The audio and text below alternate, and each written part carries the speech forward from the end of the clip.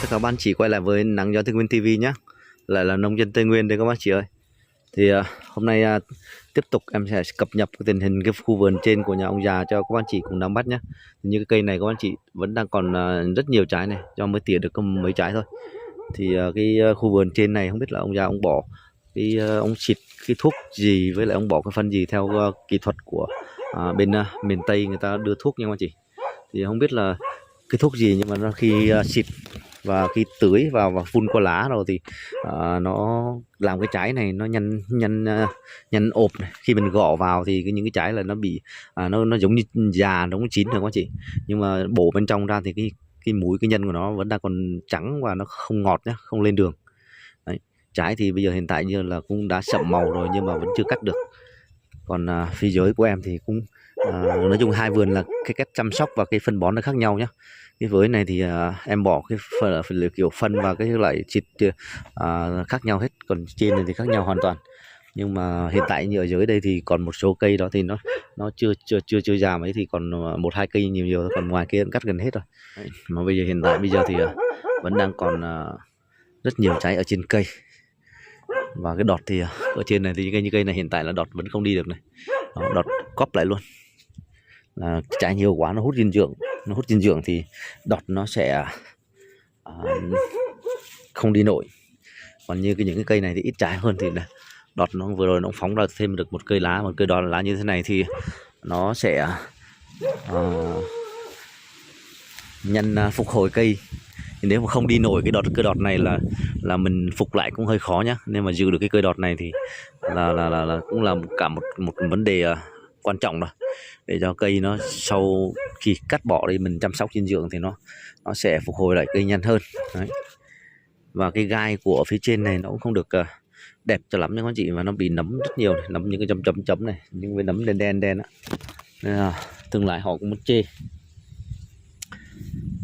Thì những cái tơ kia cũng tương đối là ổn đẹp rồi. Cái đó vừa rồi hình ông già cũng cắt cái cây đó rồi sao là nhìn thấy nó có vẻ là thoáng hơn. Thì cái vườn trên này thì bắt đầu từ xong cái đợt mùa này là cắt hết xong là thì ông già của em thì em để cho em làm luôn cả cái khu vườn trên này luôn, cả những cây lớn, và mình sẵn đó thì cũng chăm sóc cho những cái sầu riêng tơ này luôn. Em sẽ làm theo cái cách làm riêng của em. Đấy. Thì mình sẽ những cành nào không cần thiết mình sẽ cắt bỏ đi cho nó thông thoáng, nó phát triển, rồi mình dưỡng luôn nên phục cho nó cây đẹp giống như mấy cây dưới luôn. Nói chung mấy cái sầu riêng dưới của nhà dưới kia thì hiện tại nó nằm ở trong cái khu vườn tiêu với chen lẫn cây nhiều, cối nhiều, thì lá nó xanh đen mượt bóng, nhưng mà nếu sau này thì nó sẽ ảnh hưởng.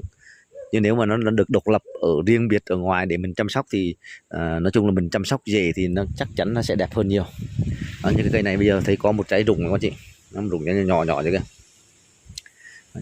Và vừa rồi thì ông già thì cũng đã phun chặn đọt, mà nó liều lượng hơi cao, có một số đọt non là nó đã rụng luôn. Nhưng mà may mắn là vẫn đang còn giữ được một số cái lá già như này. Thì xong cái đợt hái này thì em sẽ phục hồi lại và tăng cường phân bón lên cho nó, rồi tưới ở dưới là humic. Đấy. Rồi siêu dừng cây, tuyến trùng rễ để cho nó xử lý cái bố đất, bố rễ dưới để nó phát triển. Đồng thời trên thì mình sẽ xịt luôn một lớp phủ siêu dừng cây, rồi siêu ô giáp này, rồi combi này, rồi nói chung là để cho nó cung cấp vi lượng, bảo vệ phía trên và cung cấp vi lượng cho nó nhanh phục hồi và kiếm được tranh thủ kiếm được 1 đến 2 cây đọt. Đấy. Chứ bây giờ này chưa ấy được là xịt cái bầy rễ trắng về đẹp nó bắt đầu là tấn công này. Mấy bữa nay mưa là nó ướt át, là nó vẫn đỡ tấn công hơn nhiều. Đấy, như bình thường mà nắng ráo là nó phát sinh sôi này nở nhanh nữa, là hắn cái bộ lá này coi như nó ăn rụng hết này. Nhưng mà mưa nhiều quá là nó ướt át, nó cũng chết và nó cũng đi tìm nơi trú ẩn, nên là nó cũng đỡ bớt. Nên cái cây đọt, cây lá đi ra nó vẫn đang bóng bẩy. Đấy, nhìn nhỏ thế này thôi nhưng mà nó được già lá rồi là nó cực kỳ đẹp cây luôn. Thì năm tới này em cũng thử thí điểm làm theo cái cách của mình xem coi có khác biệt hơn so với hiện tại ở trên này không. Nói chung cái dưới nhà thì nên làm về góc độ mà da xanh ganh nhím thì thấy tạm được rồi. Còn cái trái méo là do đợt vừa rồi mình bỏ tham quá nên là nó vẫn bị giật méo cong ảnh hưởng. Chứ ở nhà thì 3 cây ở nhà thì trái cũng tương đối là đẹp, nên là cũng năm ngoái thì cũng 3 cây ở nhà em cũng làm thì cũng trái cũng tương đối là ok, gai nhím đẹp. Còn năm nay thì ở nhà cũng đẹp nha, nhưng chỉ có một cây ở đằng sau là nó bị suy cái bộ lá bên ngoài quá nên là nó bị rụng rất nhiều, còn có 15 sau còn có 11 trái à. Đấy, nên là mình cũng kỹ thuật thì trao dồi, kiến thức thì vô vàn, năm này khác năm sau khác, mỗi năm mỗi khác. Thì với ở trên mạng xã hội thì rất nhiều người chia sẻ ra cái kinh nghiệm làm vườn thì mình cứ tham khảo. Ở vườn nào mà cảm thấy hợp lý với vườn mình, giống như vườn mình, hoặc là áp dụng được, có thể áp dụng vô vườn mình được thì mình cứ áp dụng. Đấy, có nhiều người nhưng mà có rất nhiều cái hay, mỗi người có một cái hay riêng, thì mình cảm thấy áp dụng được cái gì thì mình áp dụng. Tại vì kiến thức không mất tiền mà các anh chị, kiến thức không phải trả phí, nên là mình chỉ có về để áp dụng và thử nghiệm khu vườn mình, trả phí với cái sự sai sót hoặc sự sai lầm của mình. Đấy, tự mình rút ra được kinh nghiệm, cũng không thể trách là mình do học theo người này người kia rồi mình làm rồi nó sai. Nếu mà sai đâu mình sửa đó. Đấy, sai rồi mới rút ra được cái kinh nghiệm mà làm của anh chị. Thứ hai là cái gai á, cái gai trên này nó bị rầy rệp, với lại là bị châm cái gọ ngoài nó ra xấu lắm anh chị. Đó, như cây này bây giờ cắt hết đi được rồi, cái bộ đọt nó phóng ra. Sau này mình sẽ cho nó đi hết cái cơi này, xong mình phun thuốc sâu dưỡng bộ lá này, dư bộ lá này, xong bắt đầu là cho nó đi hết, nó già nó lụa, xong bắt đầu mình sẽ tiến hành cắt tỉa, phá những cái cành nào không cần thiết mình sẽ cắt bỏ đi để cho nó thông thoáng. Đấy. Bên kia một cây nữa, bên kia một cây là lá cũng tương đối là đẹp rồi, phủ hết rồi. Ở ngoài này bây giờ bắt đầu lại tiếp tục lại đổ mưa tiếp rồi các anh chị. Đấy, tiếp tục đổ mưa. Cái cây ngoài này thì cũng có cây cắt gần hết rồi, được thêm một số lá nữa. Đấy, cái gốc sầu riêng này của nhà em rể các anh chị. Đấy, đây, và phát cỏ, phát trúng vô cái gốc nó, bây giờ nó bị thúi gốc mà vừa rồi quét đi quét lại mấy lần mà nó vẫn chưa hết khô này. Nhưng mà hiện tượng lá là bắt đầu là nhìn thấy nó xanh trở lại rồi, hôm trước nó màu vàng vàng chứ, hôm nay xanh trở lại. Cái cây này còn có 2 trái. Đấy, cây kia bên ngoài này thì cũng cắt hết rồi.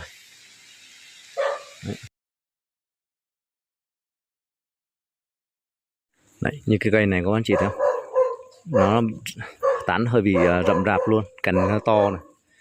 Đấy, vì vừa rồi đây được cây trái thì đã hết rồi, thì được một cây đọt này. Đấy, cây đọt này là mình sẽ giữ và dưỡng nó để cho nó phóng cái bầy đọt sang bên này. Hiện tại như cái này là cái bộ đọt bên này cái vẫn đang thiếu này, nên mình sẽ cắt phá bên kia, những cái nào mà dài quá thì mình sẽ chặn lại để cho nó lấn tán sang bên phía này, cho nó phủ cái lớp bên này lại. Nó được lợi dụng được cái bộ tán lá này, bên là mới rồi các anh chị, sẽ làm cho nó mập lá và nó xanh, nó sẽ phủ kín được bên này, nó che, nó cây nó sẽ khỏe nhá. Đó, như cái kia cũng thế này, như cái tơ này cũng cắt là cũng tương đối là ok rồi này. Đấy, nhưng xung quanh nó vây cà nó cũng hơi rợp một xí. Đấy, tiếp tục đi xuống dưới này, rắc mấy hạt mưa rồi ướt. Đấy, như cây này để thử xem coi. Xong đợt này em sẽ xăm xới đất lên và xử lý tuyến trùng rễ cho nó, để cho nó ra một cái bộ rễ mới nhé. Thì xem coi cô bác chị xem coi cái cây này em sẽ phục hồi, có thêm một số cây ở bên kia nữa, thì xem nó phát triển được không nhá. Hình như hiện tại bây giờ thì nó vẫn kém này, cái đọt nó không đi nổi này, mà nó cứ thẳng đứng lên trời. Đó, đọt cứ vươn cao lên, nhưng còn tán nó không phát triển ra được. Nên là mình sẽ phục hồi thử coi xem, coi một thời gian coi các bác chị xem coi cái cây nó có phát triển không nhá. Nhưng mà hiện tại mấy cây ở dưới nhà là những cây xấu em đã phục hồi, và nó bây giờ hiện tại nó đang phát triển mạnh luôn, lá nó xanh dày bóng. Còn như cây này là hiện tại là bị nấm hồng này, rỉ sắt nấm hồng, rồi bộ rễ dưới nó vẫn có bị tổn thương dưới này, nên cái đọt nó không phát triển được. Đấy, không phát triển được, nên là và đây những cái hiện tượng lá như thế này là thiếu vi lượng này. Mình sẽ tăng cường thêm siêu dưỡng cây này, tăng cường con bi thái đấy, vi lượng là nó sẽ bổ sung nó đầy đủ cái vi lượng chất thì nó sẽ không bị đốm vàng như này.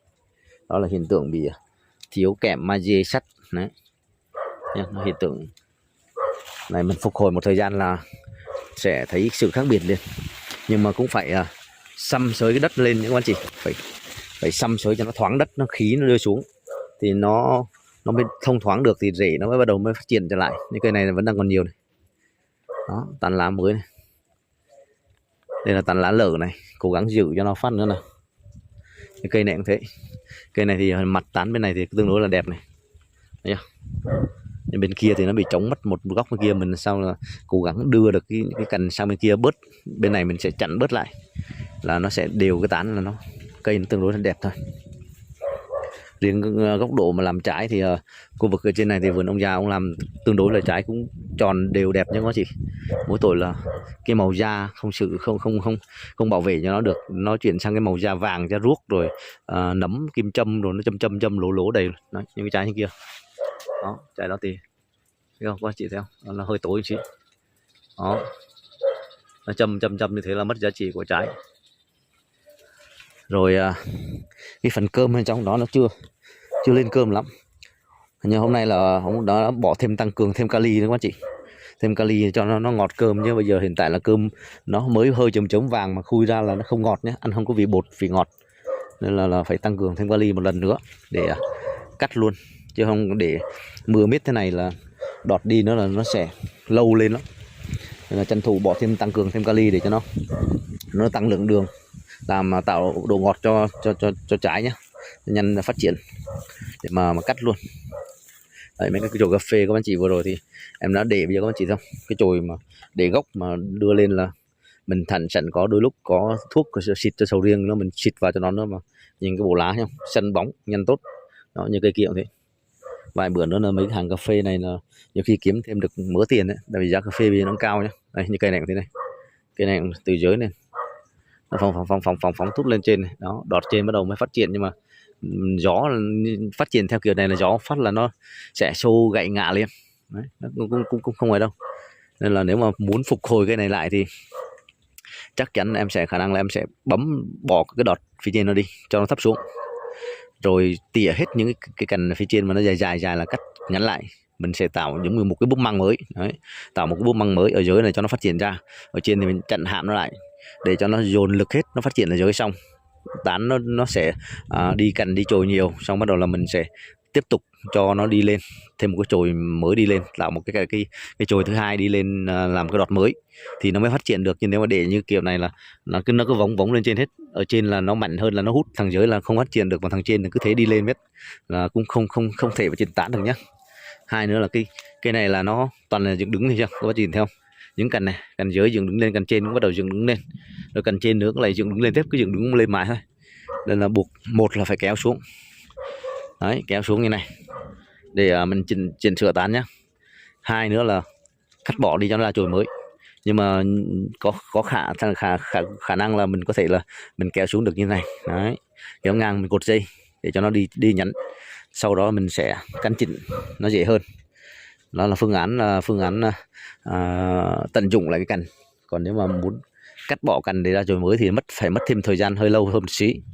Như cái này bộ rễ nó cũng bắt đầu này, có một số bộ rễ mới ra nó cũng phát triển, lá vẫn bắt đầu là to ra như thế này, là cây nó cũng đã có hiện tượng là phát triển rồi này. Nhưng mà một phần là đất ở dưới nữa, mình phải xăm xới đất ra để cho nó có độ tơi xốp, nó khí xuống bắt đầu nó mới khả năng nó mới phát triển được này. Cái cả đã chưa đấy, cây này vừa rồi nó cũng cột đọt này, nó em cột kẹt cái cành cây vào để cho nó giữ không có nó gãy mất. Đó, mà cái cây kia gió nó lay mà muốn chụp cây lại với nhau luôn. Cái cành nó nhiều khi gió mà không nhờ những cái tiêu, những cái cây mà sát nhau như thế này á, là nó sẽ bị gió thổi và nó sẽ hay bị gãy cành nha các anh chị. Đó, những cái chồi này, chồi cà phê mà như này thì quá chi là đẹp luôn. Để cố gắng thêm được đôi cây ở dưới này nữa như khoảng công này nó bây giờ trước là mạnh tay quá bẻ luôn nhá. Nếu mà để nó ngoái năm nay vẫn đang kiếm được một số trái cà phê rồi này. Tại vì cái không gian này nó cũng đang nằm rất xa lắm, mình muốn là được thấy cà đợt đó nó có 30-40 ngàn một ký nên là bảo thôi phá để cho sầu riêng nhanh phát triển. Chứ bây giờ cà nó cao thì chưa ảnh hưởng gì, mình vẫn kiếm được 1-2 năm nữa. Khi sầu riêng nó giáp tán thì mình sẽ tính tiếp đấy. Còn nếu mà góc đổ vào là cái cà nó ảnh hưởng đến sầu riêng nó bị sườn cơm sườn đôi thì mình để cọ như thế này nó tốt lù lên thì nó vẫn bị ảnh hưởng thôi. Tại vì nó không thoát được hơi nước đi nhanh thì nó đọng lại nước, nó hút lên nó bị sườn cơm thôi các anh chị. Nhưng mà mình cọ như vừa rồi đây mà không bị sườn cơm thì cũng không phải là do là nằm trong cà hoặc là rợp nước nó đấy đâu. Nhiều khi mình cho chế độ mình bỏ phân này, chế độ mình chăm sóc nó là nó ảnh hưởng thôi. Còn như cây cà này bảo bây giờ là bỏ phân cho cà thì làm ảnh hưởng sượng cơm cho sầu riêng. Nhưng mà những cái cà như này hầu hết là bỏ chung với sầu riêng hết, toàn là ví dụ như là cái mùa bỏ trái cho sầu riêng thì có khi bỏ trong cà, nên là chứ không phải là bỏ riêng cà một mình riêng cà một phân loại phân khác thì nó mới ảnh hưởng. Đây là bỏ chung hết thì nó không phải là do đổ thừa do phân. Đó, cái này vừa là ăn gần hết rồi, em tiến hành em cột dây này, cột nhnéo đây, kéo cái cành bên kia, kéo cành bên này, cho hai cái cành bên này là nó song song nhau này. Đó, hai cành to này, một cành to kia với cành đó đi song song với nhau. Bây giờ mình bên này nữa là mắc cây tiêu hôm trước đây thì nó bị che mất gần một nửa cái tán cây. Bây giờ mình muốn kéo cái bên kia hai cành gần nhau ra cho nó thoáng, và đồng thời tận dụng cái cành nó kéo sang này, kéo dần để cho những cái chồi nó đi ra nhá, nó phóng và nó đan xen đây sẽ dần nó kín chỗ này. Bên này cũng thế, bên này cũng hai cành đấy, cành này với cành này, có cành đây là nó trái nhiều quá nó hút chết nó rồi. Bây giờ thì không biết là sau nó có mọc chồi ra thêm tí nào thì không, nhưng còn không có cắt bỏ. Đó, cành kia nó to rồi thì nó đi cùng một hướng, thằng này cũng thế, nó chùm về một hướng. Cái đoạn này nó trước là nó gần nhau nên nó không thoáng như này đâu. Sau với đầu là mình tận dụng mình kéo cái cành này về bên này để cho nó bù lấp bên này cho nó kín cái tán, thì khoảng này nó sẽ chống ra, nó sẽ thông thoáng luôn. Sau là những cái cành khác, cành tăm nó ra nó sẽ đan xen nó kín được, là phủ lại cũng là tương đối tán ok các anh chị. Để mình phải chấp nhận làm theo kiểu đó thôi.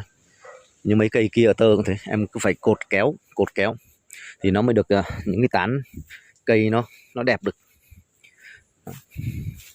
Gió này, bây giờ tên lá nó quắp vào trong xem, nên gió mạnh quá là nhiều khi nó gãy cả cành luôn. Những nhà nào mà trái mà chưa hái vì nặng trên cây là hơi bị sốt ruột rồi đó. Gió đưa qua đưa lại gãy cả trái rồi gãy cả cành luôn. Đấy. Nhưng mà cái này là bây giờ kéo hoàn thành xong nhiệm vụ là đưa cành xuống là mở ra được rồi. Đấy.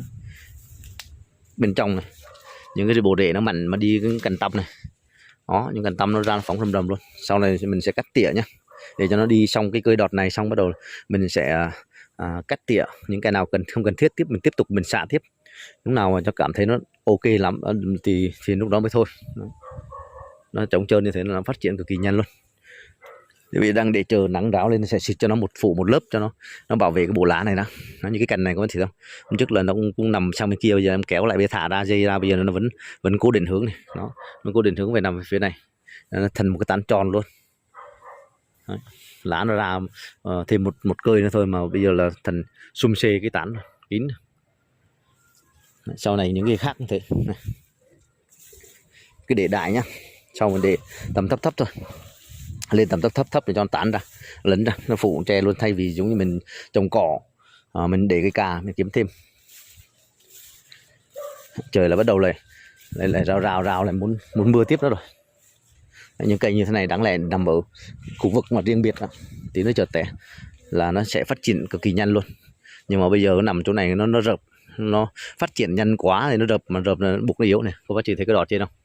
Đó, đọt trên nó phóng mạnh quá mà lên trên bây giờ là gió thổi nó cong xuống luôn, nó cong mất gần 1 mét rồi đó, 60-70 phân đó cụp xuống nó. Thì nếu mà nó cụp thế là sau này nó đứng lại hơi bị lâu luôn đó.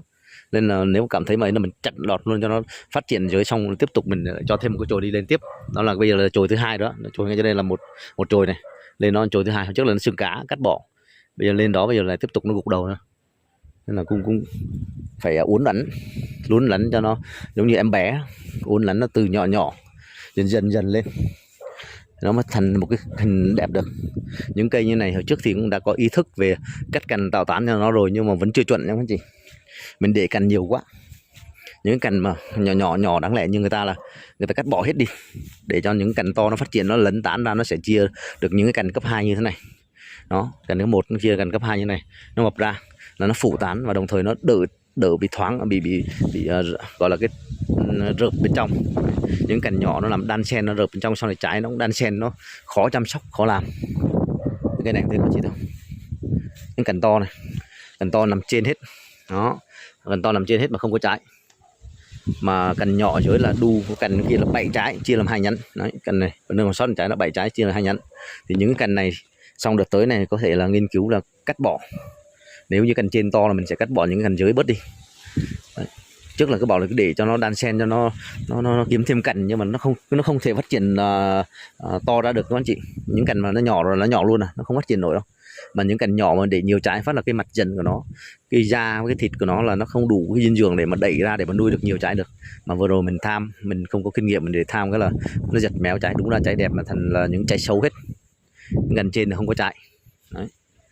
Với lại là cái sầu riêng này là nguyên tắc của nó là lại mưa tiếp rồi các chị. Nguyên tắc của nó là khi bắt đầu đến quá trình sinh sản á, là nó sẽ chừng quá trình phát triển cái đọt bên ngoài nhá. Thì các bạn chỉ để ý coi cái đọt mà khi nuôi trái thì đọt nó sẽ không đi được, nó sẽ chừng lại cái phần đọt đi được 1 đến 2 cơ đọt. Đấy. Giống như là những cái cây nhỏ nhỏ như này, nhưng mình bắt ra nó sinh sản sớm thì nó sẽ chậm phát triển tán. Đấy. Nếu không muốn nó phát triển tán như hình thức như cái khu vườn này trồng dày thì không muốn phát triển tán thì mình cho nó sinh sản sớm thì nó sẽ chậm lại quá trình đi đọt, phủ ra hai bên, phần lấn tán ra hai bên. Thì mình sẽ tận dụng được cái khoảng không trống để mình vẫn có thể kiếm trái và có thể là khỏi lấn cạnh tranh với giống như hai cây này gần nhau này, cạnh tranh tán với nhau. Thì mình sẽ tận dụng được cả ăn trái sớm, tận dụng được cả cái phần lấn tán của nó khi trồng trong một khu diện tích ít mà trồng dày. Đấy. Cái này thì vừa rồi em cũng đã tiến hành căng lại, kéo lại cho nó giống như trong cái cây lúc nãy chia sẻ với các chị đấy. Thì cái đoạn này là hai cành này, cành này với cành này là nó trồng lên gần tương đương là trồng lên nhau nhá. Thì bây giờ em muốn bên này nó không có tán, muốn kéo cái này sang để tận dụng cái cành này làm cái tán bên này, thì mình sẽ kéo sang cắm dây này, cột dây này thấy không? Và cắm cái cọc này để cho nó tì cái đầu đọt nó ra. Thì cô bác chỉ thấy cái chỗ này nó đã thông thoáng, và cái cành này nó sẽ phát triển ra, nó không ảnh hưởng gì cả. Đồng thời mình sẽ tận dụng được cái cành mọc này nó sẽ chia được những cái tán sang đây. Đấy, những tán sang đây nó sẽ được hình thành một cái tán mới. Cái cây này cũng thế, cái này nó đan xen ở góc này, mà em lấy cây này cống để nó uốn sang đây. Đấy, uốn bẻ nó sang đây để cho nó phát triển. Nếu giả sử sau này cái cành này mà nó phát triển lên, đứng lên mà nó đẹp rồi đó, hoặc là mình cắm cây cho nó dựng đứng lên này để tạo cái tán đứng lên, thì khi nó đẹp, cành này đẹp rồi thì mình khả năng mình ví dụ mình không ấy thì mình sẽ phá bỏ cái cành nhỏ này đi cũng được, để cho nó có khoảng trống ở dưới này. Cành trên này thế, cành trên này nó đan xen sang đây. Đó, em bẻ này, em uốn này, cột dây này, níu cong chưa, cong đây. Thì vài bữa nữa thì cái cành này nó sẽ đi thẳng ra phía này. Đó, mình sẽ uốn lại cho nó, bây hiện tại để uốn cho nó cong ra nhá, sau này mình sẽ uốn cong lại cho theo hướng này, là nó không cạnh tranh sang cạnh bên kia, mà bên này nó sẽ phủ tán luôn, là tương đối là tán nó sẽ đều nhá. Đó là hình thức là mình tạo tán, tạo kiểu, chơi thế giống như cây cảnh. Đấy, các bạn chỉ thấy em làm như thế kiểu này nó có hợp lý không? Các bạn chỉ cho xin ý kiến nhá. Cái này cũng xảy ra vườn thì cũng chia sẻ các bạn chỉ nắm bắt khu vườn trên của nhà ông già đã còn sót lại những trái chưa cắt được, và nguyên nhân tại sao mà cái trái nó đang bị sượng, bị không lên cơm, không lên đường mà bây giờ chưa cắt được. Thì một phần là do kỹ thuật chăm sóc của mình nhá, mình bỏ phân bón này, chăm sóc, nói chung nó nhiều nguyên nhân chứ không phải một nguyên nhân được. Nhưng mà hiện tại là vẫn chưa lên cơm. Đấy, chia sẻ của bạn chịu nắm bắt. Và hai nữa là năm tới này thì ông già cũng để cho em làm để thử nghiệm cho em coi mình sẽ phục hồi và chăm sóc cây sầu riêng này năm tới nó sẽ như thế nào nhá. Ở trên này có 10 mấy cây, với ở dưới này là 8 cây, khả năng là thêm được một số cây tơ nữa là cái tầm phải ngoài này phải tầm 20 đến trên 20 cây, với ở nhà 3 cây nữa. Thì cố gắng năm tới này em sẽ làm, và cô bác anh chị cùng xem là phục hồi và chăm sóc để năm tới tiếp theo này cái dàn trái của phía trên này và phía dưới này nó sẽ như thế nào nhá. Mình sẽ rút được nhiều kinh nghiệm từ năm nay mình sẽ làm coi có được hơn năm nay không. Các bạn chị cùng đón xem và rất mong các bạn chị sẽ ủng hộ, tương tác và chia sẻ kinh nghiệm của tất cả các bạn chị cho tất cả mọi người và cho riêng bản thân em, để em rút ra được để có thể áp dụng vào trong khu vườn mình làm tốt hơn nhé. Xin cảm ơn các bác chị rất nhiều. Xin chào và hẹn gặp lại các anh chị ở các tập tiếp theo nhé.